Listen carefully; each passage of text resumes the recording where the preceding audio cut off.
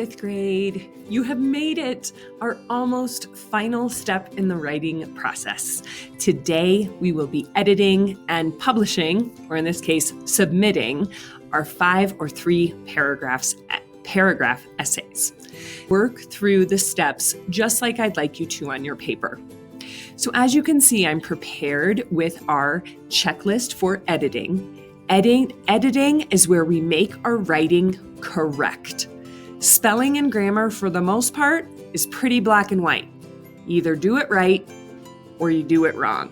And we, of course, want to honor all the hard work and all the thought we've put into our essay thus far by making it correct. Once again, I want you to read over your paper at least one time for each task. Different lens. We're not reading with 5 lenses. That makes our vision blurry and it doesn't allow us to make corrections. So first, make sure you have complete sentences. If you had me for 4th grade, we talked about this a lot. A complete sentence includes a subject, who did it, and a predicate, what did they do? Here I have a student who in their essay right now lists this as a character trait. This is not a complete sentence. It's a list of adjectives. So I need to add a subject, Esperanza, and then a predicate. Was, that's my predicate or verb action, and I'm just going to choose one of these. Selfish. Esperanza was selfish. Now, that is a complete sentence. The other thing this student may want to do, because P.S., all of these are copied and pasted from your papers, is add a transition words. At the beginning of the novel, Esperanza was selfish. This is now complete and correct. All right, so read over your paper with that lens. You could pause my video now and do it. Next, make sure every sentence ends with the correct punctuation mark. It's not always a period.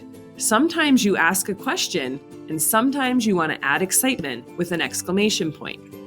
Our next student example. Esperanza changes over time from a wealthy 13-year-old who doesn't have to do anything. She is happy, then she changes over time to a 13-year-old who learns to be responsible and careful, and she's a hard worker. No ending punctuation marks there. This is what's called a run-on sentence. So I want to reread and see where it would make sense to add punctuation marks. Esperanza changes over time from a wealthy 13-year-old who doesn't have to do anything. Period. She is happy. Period. Then she changes over time to a 13-year-old who learns to be responsible and careful, period. She's a hard worker, period. All right. Now I have broken that up into complete subjects and predicates. Next, make sure every sentence begins with a capital letter. Oh, that's right.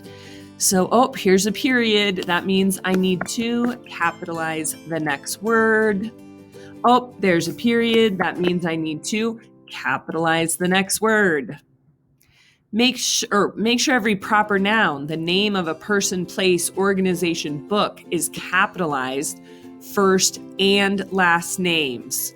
Esperanza, capitalize she, then she. Okay, I think I got it. This next one, however, needs some capitalization love. Oh, beginning of a sentence, better capitalize it. How would you like to understand more about Esperanza? That's a specific name. Need to capitalize it. That's also a question, so I'm going to add the ending punctuation mark. Beginning of a sentence. Well, now you can if you read my essay. Period. You will understand how Esperanza, proper noun, changed over time.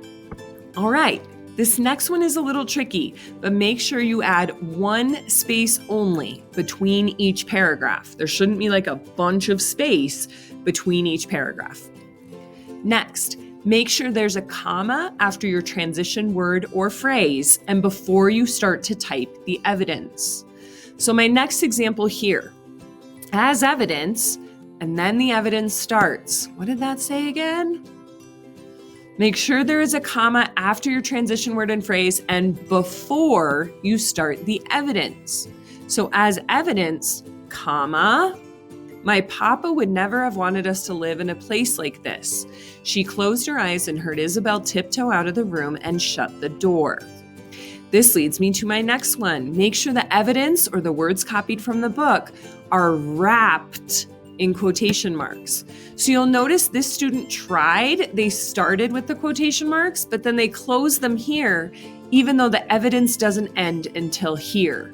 So even though this piece of evidence is 2 sentences long, I don't need to put one after this last period. I can just wrap it there. That tells my reader, hey, all that part came from the book, not my words.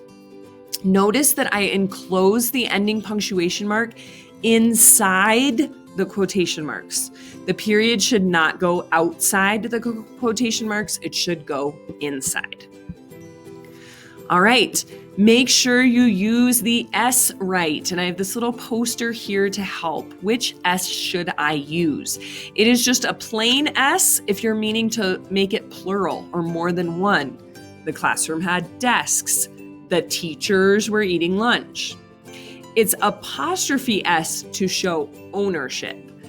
The phone's screen, Aaron's backpack, the school's mascot. So again, if I go up to this one, here we go. Look at Google's even giving us a hint by waving, underlining it. She's a hard worker. I don't mean more than one she. I mean she's owning her hard work. Oh, except I don't. I mean a third way. It's a contraction. She is. Either way, I'm going to take the suggestion from Google and add an apostrophe S. She is a hard worker. So that S didn't totally apply, but still look through and check your S's. Next, use commas whenever you have a list of things. So this last little piece, at the end of the book, she was poor and happy and nice. That's a list of 3 things. Use a comma and delete an and. At the end of the book, she was poor, comma, happy. I like to add what's called the Oxford comma, and nice. Your sentence just reads a lot more smoothly and correctly when you do that. Don't forget to run spell check and don't just click ignore on words you don't recognize. Ask for help if you need to. Spell check again is up here at Tools, Spelling and Grammar Check. And I would go ahead and do both. Notice that that is towards the end of my checklist, and that's on purpose. Last but not least, I would revisit that rubric and make sure that your paper is This last row here, writing conventions, that is the 2 boxes you want to review carefully when you're editing. So again, this is probably going to take 20 to 30 minutes. Ask for help when you need it and do your absolute best, because then you're submitting your essays. Congratulations, 5th grade. Keep up the good work.